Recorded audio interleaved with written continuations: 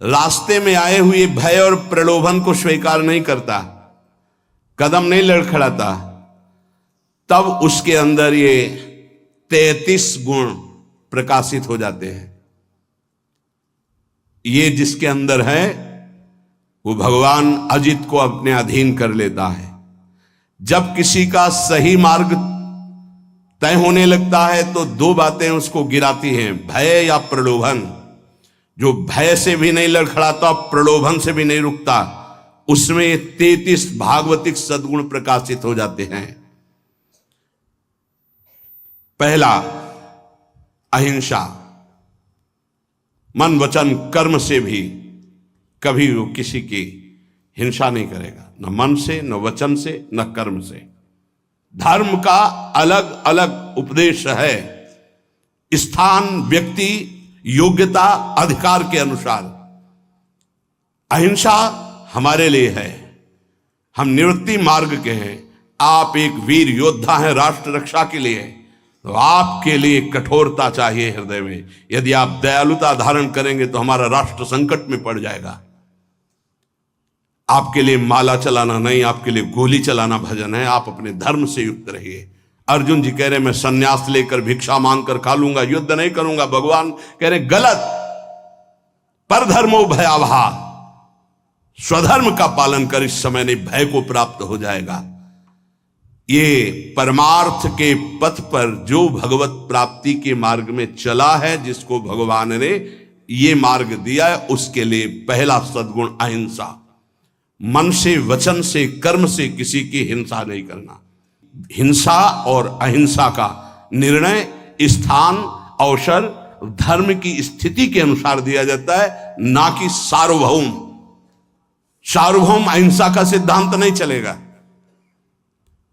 हमारे धर्म का नाश करने आ रहा हो, हम अहिंसा व्रत लेकर बैठे, हमारी मर्यादा, हमारे राष्ट्र, हमारे धर्म का नाश करने जा रहा है, तो इस समय हिंसा ही अहिंसा से बढ़कर के भी है।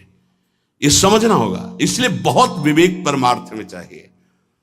जो निवृत्ति परक साधक हैं, उनके हृदय में अहिंसा धर्म का प्रादुर्भाव होता है, और अहिंसा धर्म भी अपना रूप अलग धारण करता है। जैसे वेन राजा ने भगवान के विरुद्ध आचरणों की स्थापना करनी चाहिए, तो संतों ने जो अहिंसा व्रत के परम पुजारी, उन्होंने उसकी हिंसा कर दी, क्योंकि उस समय हिंसा ही सबसे बड़ा धर्म है। और उसके शरीर से फिर मत कर भगवान पृथु को प्रकट किया। ये बड़ा सूक्ष्म विषय, धर्म बड़ा सूक्ष्म विषय है। दूसरा, सत्य। मन से जो सोचा गया, वाणी से वही बोला गया, आचरण में वही किया गया, उसे सत्यवादी कहते हैं।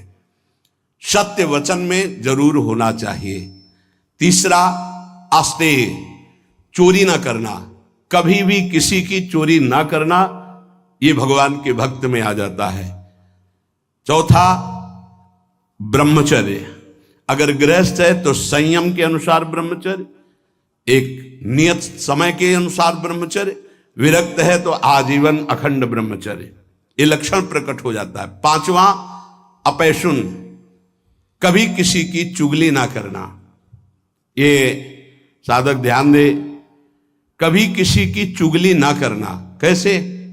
तुम सुना उसने ऐसा ऐसा ऐसा आग लगा दी, फिर उसकी बात तुम्हें सुना, जिसकी बात थी वो तो ऐसा कह रहा है, दोनों भिड़ा दिया, मुस्कुरा के चल दिया। तो तुमको ऐसी जगह भिड़ाया जाएगा जहां मुस्कुरा ही नहीं पाओगे, क्योंकि वो देख रहा है, तीसरा कोई देख रहा है, वो ऐसी जगह भिड़ाएगा कि तुम्हारी महीनों की मुस्कुराहट गायब हो जाएगी। होश में नहीं, किसी की भी चर्चा नहीं करनी। इनकी बात उनसे कहना, उनकी बात उनसे कहना, इसे चुगली कहते हैं। शास्त्रीय भाषा में अपैशुन नहीं करना, ये हृदय को मलिन कर देता है। किसी की वार्ता नहीं। कभी श्री जी की वार्ता चार खड़े होके करो, बोधनता परस्परम, लाडली जी का ऐसा स्वभाव, ऐसे सुंदर, ऐसे, तो छाती ठंडी हो जाए।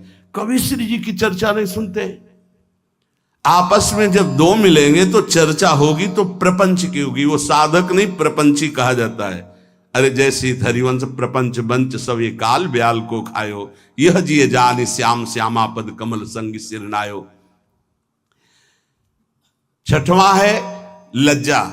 लज्जा कहते पाप कर्म करने में बहुत संकुचित हो जाना, नहीं, मन से ही घृणा हो जाए, नहीं नहीं नहीं, हमें नहीं चाहिए, हम प्रभु के मार्ग के पथिक हैं। सातवां अमानिता। ये लक्षण उदय होते हैं, मान की बिल्कुल चाह न रह जाना, और ये बहुत खतरनाक है, बहुत खतरनाक। सबसे पहला लक्षण है ब्रह्मबोध महापुरुष का मान रहित होना। निर्मान अमोहा जित संग दोषा। मान सभी मान प्रद आप अमानी, मान कभी स्वीकार नहीं करना चाहिए। महापुरुषों को देखो, आज भी गुरुदेव भगवान आरती करके सबको पंचांग प्रणाम करते हैं, सबको पंचांग प्रणाम करते हैं। अपने लोग गुरु जी आचार्य चरण सर्वान वस्तु तया निरीक्ष परम स्वाराध्य बुद्धिर मम क्वाहम तुच्छा परम अधमा। आचार्य चरण क्या कह रहे, क्वाहम तुच्छा परम अधमा। सबको प्रणाम कर रहे हैं, गुरुदेव सबको प्रणाम कर रहे, तो हमको शिक्षा लेनी चाहिए। अमानी ना मान देना, सब ही मान प्रद आप अमानी। ये अमानिता, ये सातवां लक्षण उपासक के अंदर जागृत होता है। आठवां पवित्रता। शरीर पवित्र, वस्त्र पवित्र, चिंतन पवित्र, व्यवहार पवित्र। छल कपट से व्यवहार दूषित हो जाता है। अरे बहुत बहुत, अगर आप भगवत मार्ग में, तो कभी ऐसा मत करना, क्योंकि जिससे कर रहे हो और आप उसके बीच में ईश्वर विराजमान है, उसी की आराधना के मार्ग में तो चले हो। पवित्रता, शरीर पवित्र हो और वस्त्र पवित्र हो। ये आपका लोक शंका मल त्याग आदि बहुत सावधानी से पवित्रता का निर्वाह करोगे तो शरीर राग का नाश हो जाएगा। ध्यान रखना, जितना पवित्र हो कोई उतने शरीर राग का नाश होगा। ये उल्टा लक्षण है। शरीर को पवित्र रखना, शरीर राग का नाश। शरीर को अपवित्र रखना, अत्यंत ममता आसक्ति शरीर से हो जाएगी। देखो, इसीलिए अत्यंत ममता आसक्ति शरीर से है। नवा संतोष। जैसी परिस्थिति प्रभु ने दी उसमें राजी रहना। जोई जोई प्यारो करे सोई मोहि भावे। कोई चाह न रखना, ये संतोष धन है। इसी से सारी कामनाएं नष्ट हो जाती हैं। बिन संतोष न काम न साही, और अछत काम सुख सपन्यों नाही। बिना संतोष के कामनाओं का नाश नहीं होता। तो उपासक के हृदय में संतोष आ जाता है, जैसा प्रभु ने दिया। आज सब्जी भी नहीं है, प्रभु की बड़ी कृपा है, रोटी अकेले पा ली। आज रोटी भी नहीं है, जल से काम चला लिया। किसी संत से किसी ने पूछा कि प्रसाद पाया, तो उन्होंने कहा नहीं, माधुकरी नहीं मिली। फिर क्या पाया? बोले पा लिया है। क्या पाया? बोले भूख को पा लिया है। आज प्रभु की इच्छा है से भूख को पा लिया है। संतोष, काहू सो कछु न चाहोगो, संतोष। 10वां तितिक्षा, महान सहनशील। दूसरे के कटु वचन, शरीर की पीड़ा, ऋतुओं का प्रभाव, अंदर की जलन, संतुष्टायन केनवा। तितिक्षा, ये महान लक्षण है भगवत प्राप्ति के मार्ग के पथिक का। जरा सी बात में विक्षिप्त हो जाना, चिड़चिड़ा स्वभाव कर लेना, नाना प्रकार की असत वृत्तियों में दौड़ जाना, ये साधक का स्वभाव नहीं होता। बड़े से बड़े कष्ट को हंसकर सहना, बड़े से बड़ी विपरीत परिस्थिति को मुस्कुरा के सहना, ये भगवान के पार्षद का लक्षण होता है। आप भगवान के पार्षद हैं, भगवत मार्ग के पथिक, चाहे गृहस्थी हो चाहे विरक्ति। 11वां निष्कपटता। संत सरल चित जगत हित जान स्वभाव सने। संतों का स्वभाव, उनका सने, उनकी चित्त की स्थिति सरल होती है, कपट नहीं। निष्कपटता उनके हृदय में जागृत हो जाती है। 12वां संत संग में अत्यंत गाढ़ प्रेम, आसक्ति, ये पैदा हो जाए भगवत कृपा पात्र के अंदर। 12वां संत संग, सत्संग, भागम भाग मच जाएगा। कैसे मैं सत्संग में आगे बैठूं जिससे मैं वक्ता के मुखारविंद पर चातक की तरह दृष्टि रख करके उनके वाक्यों का पान स्वाति की बूंद की तरह करूं। सच्चे श्रोता का लक्षण, मैं भाग कर जाऊं और उनको देखता रहूं और उनके वाक्य जो निकल रहे हैं उनका पान करूं श्रवणेन्द्रिय के द्वारा। 13वां, संत सेवा की भूख ये प्रकट हो जाती पक्का। मैं साधु हूं ऐसा नहीं रहता, यही रहता है भगवान कब ऐसी कृपा करेंगे कि संत सेवा हो जाए। एक साधक कह रहे थे कि जब संत सेवा होती है, उनके दर्शन सेवा का अवसर मिलता है, तो ऐसा लगता है कि ये कभी बंद ना हो और जीवन भर मुझे साधु सेवा मिलती रहे। बहुत अच्छा लगा कि हम लोग जब उनकी सेवा में खड़े होते तो एक अलौकिक आनंद मिलता है। संत सेवा की भूख जग जाना। बड़े भावुक जन होते हैं, बड़े भावुक जन होते हैं, इससे बहुत बड़ा प्रभाव पड़ता है, बहुत बड़ा हृदय में प्रभाव पड़ता है। एक संत थे जो कभी सेवा स्वीकार नहीं करते थे, तो बाहर उस समय शौच जाने को होता था, तो जहां वो बाहर शौच जाते थे तो एक भगत थे, वो कभी शिष्य नहीं बनाते थे संत। तो कैसे सेवा करें, कहीं कुटिया में सेवा को तो अवसर ही नहीं था, तो जब शौच हो जाते तो शौच को गड्ढा खोद करके ऊपर से रथ से पाट देते। तो पहले जिस एरिया में शौच जाते थे तो उनको दिखाई देती थी पड़ी, साफ साफ एकदम ऐसे। महीनों हो गया, तो एक दिन छुप करके देखा तो वो कर नजदीक गए, कहा भाई ऐसी ये वृत्ति आप करते हो मुझे पसंद नहीं, आप क्यों करते हो? उनका भगवान मुझे लगा था कि संत सेवा करना चाहिए, आप प्रगट में कोई वही उन्हीं को शिष्य बनाया और अपनी सारी आंतरिक धरोहर उनको सेवा से बहुत, पर सेवा ऐसी छुप कर या कोई जान न पावे या उसको जनाने की चेष्टा ना हो, उससे मान सम्मान प्रियता प्राप्त करने की इच्छा ना हो, ये सेवा का भाव बड़ी कृपा से प्राप्त होता है। संदीपनी जी अपने गुरु जी की सेवा के प्रताप से ही जगत गुरु भगवान श्री कृष्ण के गुरु बनने का पद प्राप्त किया। सेवा में बड़ी सामर्थ्य है। स्वयं रघुनाथ जी गुरु सेवा संत सेवा के इतने इच्छुक कि विश्वामित्र जी की आज्ञा में रहे, उनके साथ साथ रहे, उनके चरण दबाए, उनके जिनकी आज्ञा का पालन समस्त वैदिक ब्रह्म ऋषि सिद्धांत पूर्वक करते हैं, वो प्रभु आज्ञा पालन कर रहे हैं। विश्वामित्र जी की हर कदम पर आज्ञा लेकर जा रहे हैं। 14वां, तप कहते हैं मन में आए हुए विकारों को सह जाना, उसके अनुसार भोग क्रिया न करना, वो जो ताप होता है उसे सह जाना तप कहते हैं। अपने परमार्थ मार्ग में चलने में जो कष्ट मिलता है उसको हंस के सह जाना, उसे तप कहते हैं। जैसे किसी को भी नींद ना आती हो तो इस समय आराम से आ जाएगी घर में आराम से, लेकिन आप नींद का त्याग करके तो प्रणाम करते हैं। कहते हैं कलयुग चल रहा है, प्रणाम करते 10-10, 20-20 हजार लोग मार्ग में, अगर हम वहां से 2:15 बजे निकलते हैं तो वो कै बजे से लगे होंगे, कै बजे खड़े रहे होंगे, कहां से आए होंगे, और किसी के चेहरे में कोई निराशा नहीं, नाचते हुए उत्साहित होते। मुझे तो सतयुग दिखाई दे रहा है, सब राधा राधा राधा राधा राधा।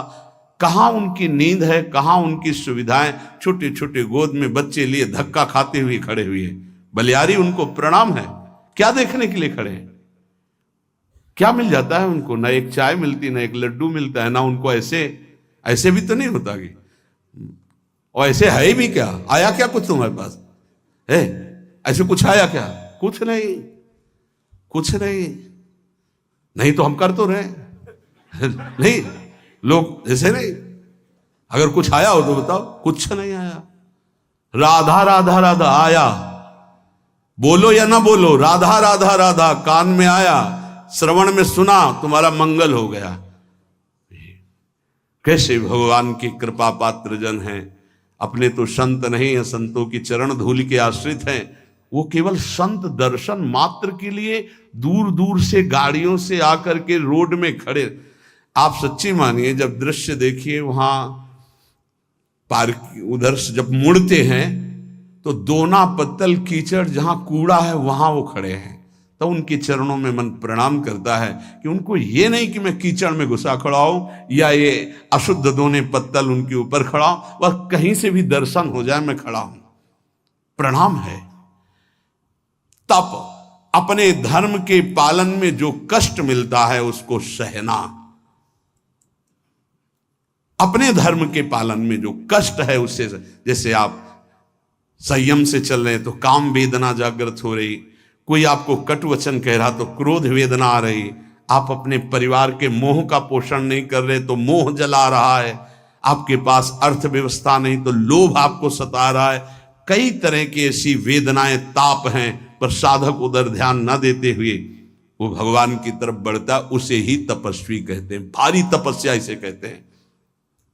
15वां स्वाध्याय, अपनी वाणी जी का गायन और शास्त्र सिद्धांतों का स्वाध्याय। ये अगर आप नहीं भी करते हैं तो सुनने को मिल रहा है आप सबको। स्वाध्याय करने की रुचि बढ़ जाती है। देखो, जिनका हृदय अपवित्र है, जब वाणी जी होगी यहां बैठेंगे नहीं, यहां नहीं बैठेंगे, आपको बाहर मिलेंगे, क्योंकि मन बर्दाश्त नहीं कर पा रहा वाणी जी के श्रवण में। और जिनका मन निर्मल है, शांत वाणी जी में दृष्टि, उधर गायन हो रहा, कान में पड़ रही, अहो भाग्य, बैठे रहो, ये बंद करो, जो उद्दंडता है मन की बंद करो। सम दम, सम, इंद्रियों को बहिर्मुख होने से बचाओ और अंतर्मुख रखो। दम, मन का निग्रह करो।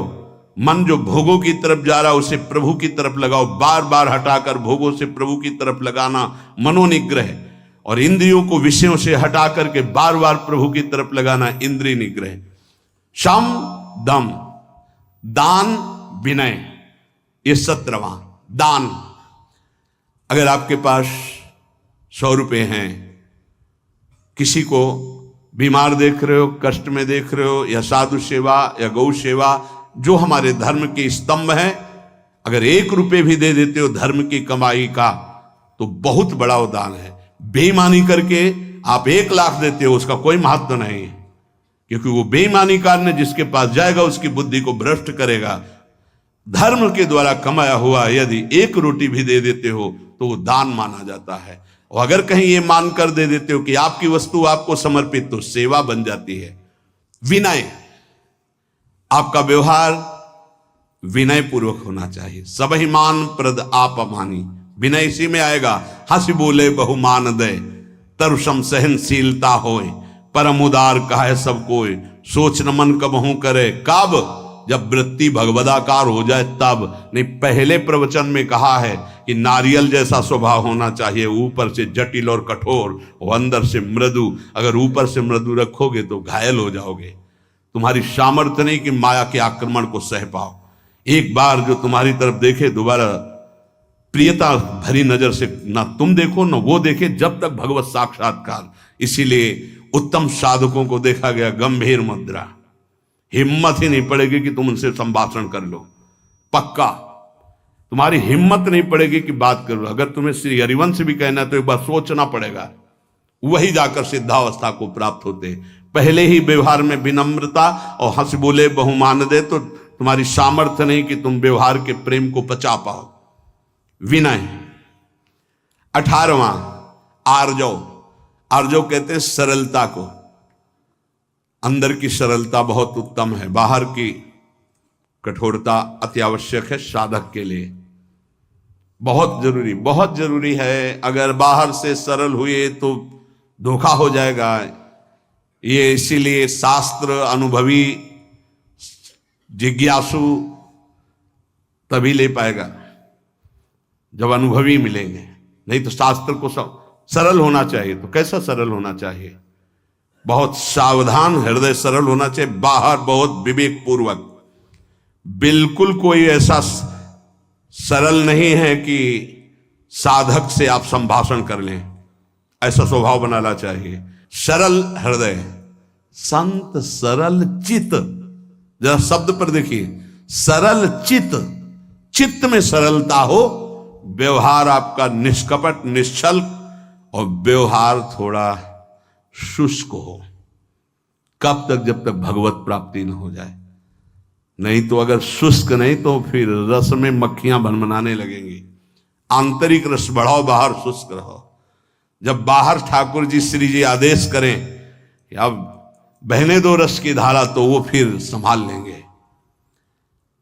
19वां दया। दया बिना साधु कसाई, दया करी तो आफत आई। ये उड़िया बाबा के वचन है।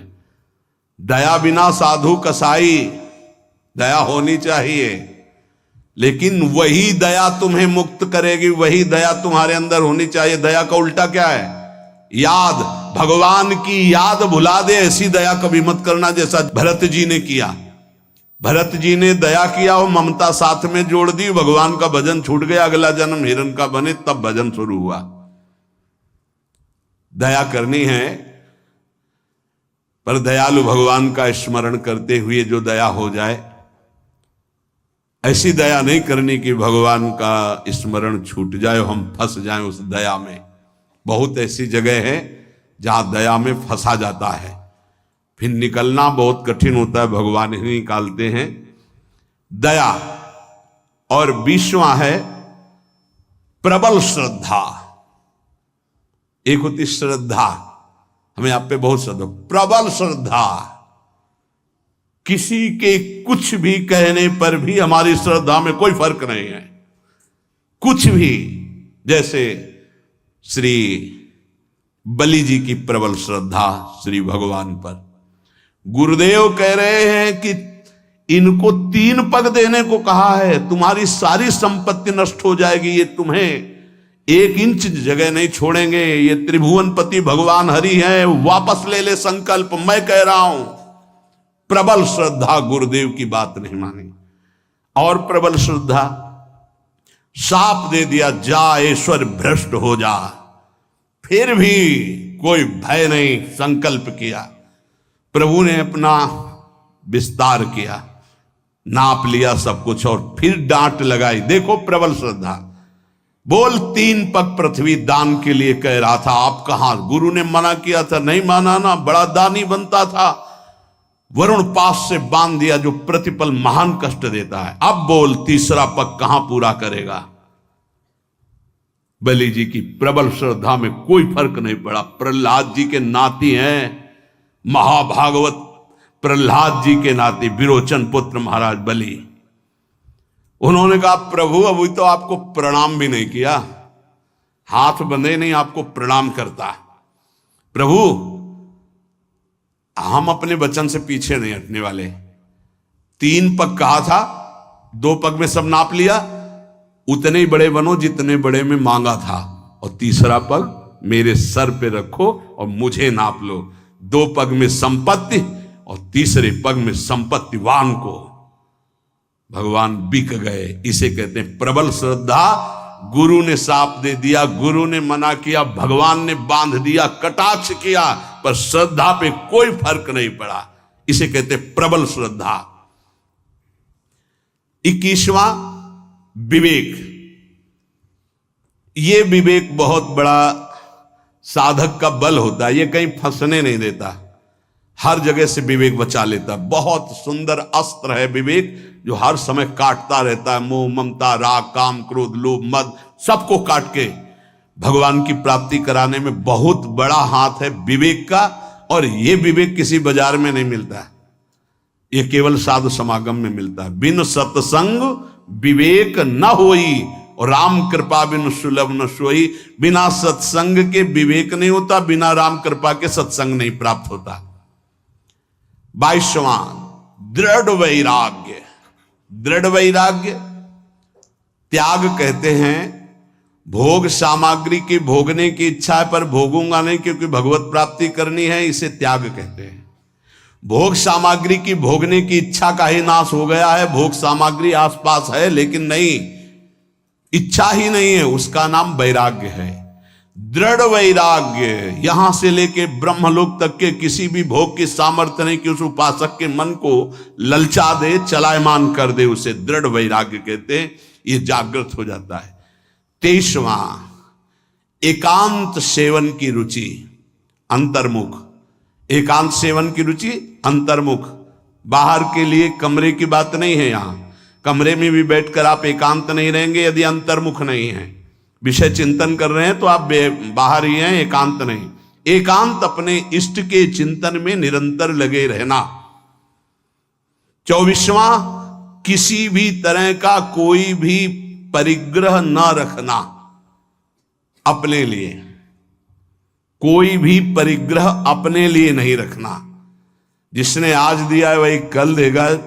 जो पूरे विश्व का भरण पोषण करता है वो इस शरीर का भी भरण पोषण करेगा। चिंता क्या करनी है?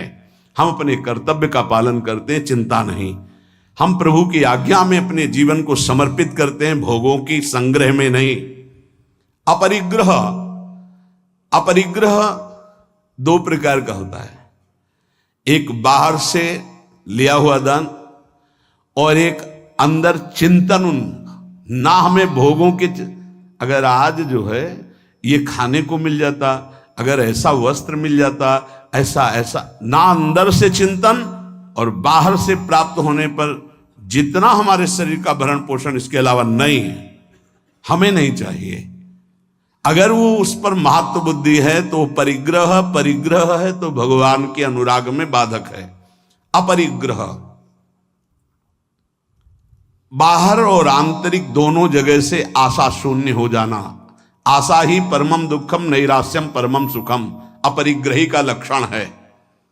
बिना आशा के जो भोग प्राप्त हुआ है उसमें भी पहले विवेक के द्वारा देखना है कि धर्मयुक्त है कि नहीं, फिर विवेक के द्वारा निर्णय करना है साधना में सहयोगी है कि नहीं, फिर कितनी आवश्यकता है उतना उपभोग करना।